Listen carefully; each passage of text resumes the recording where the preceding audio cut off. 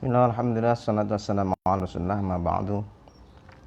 Kembali kita membacakan buku Fiqih Dakwah Bapak Dr. Muhammad Nasir, seorang pahlawan nasional, rijal dakwah, tokoh dunia Islam internasional, yang insyaallah sama-sama kita berusaha mengikuti jejak-jejak beliau yang baik, tentunya berdasarkan sunnah Rasulullah sallallahu alaihi wasallam. Hari ini kita di sesi yang ke-79 sampai kepada halaman 271, yakni tentang akhlak tiang dakwah. Akhlak sebagai tiang dakwah.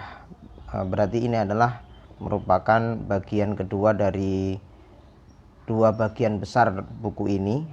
Bagian yang pertama adalah tentang risalah atau isi risalah, isi Islam. Bagian yang kedua adalah tentang bagaimana berdakwah dan ini adalah tentang akhlak tiang dakwah.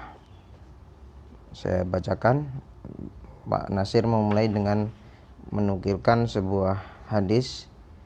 Bismillahirrahmanirrahim. Innama bu'ithtu liutammima makarimal akhlaq.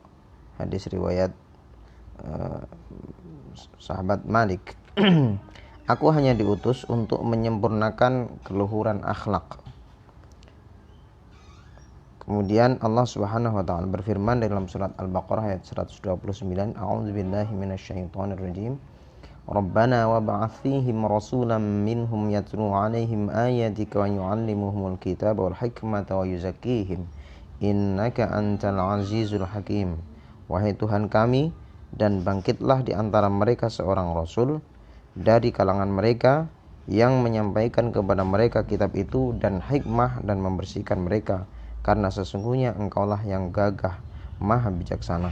Surat Al-Baqarah 129. Sudah kita jelajahi bagaimana besarnya daya tarik lisanul hal dan uswah hasanah di bidang dakwah. Tarikan bahasanya ibarat tarikan magnet atau besi berani terhadap apa saja yang bersifat logam, yang bermutu tinggi atau yang tidak. Sumber tenaga bagi daya tarik itu tidak lain terletak pada ilmu dan tidak pula pada hikmah. Ilmu dan hikmah hanya membuka jalan. Sumber tenaganya sendiri terletak pada akhlak pribadi dari pembawa dakwah sendiri. Akhlak dengan mempergunakan ta'rif yang lazim ialah sighatun rasikhatun tasturu minhal af'al bisuhulatin min ghairi fikrin wa rawiyatin. Yakni sifat yang berurat berakar pada diri seseorang, yang terbit daripadanya amal perbuatan dengan mudah tanpa dipikir-pikir dan ditimbang-timbang lagi secara spontan, kata orang sekarang. Baik atau buruknya amal perbuatan yang terbit secara spontan itu tergantung pada baik atau buruknya akhlak pribadi yang bersangkutan. Lisanul hal yang baik dan uswah hasanah yang menarik hanya bisa terbit dari akhlak yang baik dan mulia, akhlakul karimah. Begitu pula sebaliknya. Adapun yang dibawakan oleh seorang mubalik adalah wahyu ilahi dan sunnah rasul, yakni barang yang hak dan murni yang sebenarnya sudah mengandung daya dan kekuatan sendiri, ibarat singa yang bila dilepaskan sanggup mencari dan menaklukkan mangsanya sendiri. Akan tetapi sebelum dia dapat dilepaskan, yakni sebelum isi dari dakwah itu dapat dihidangkan dan diperkenalkan secara mendalam, mata orang pada taraf pertama lebih banyak tertuju kepada apa yang dapat dilihat dan didengar dari hal ikhwal dan sifat pribadi yang membawanya.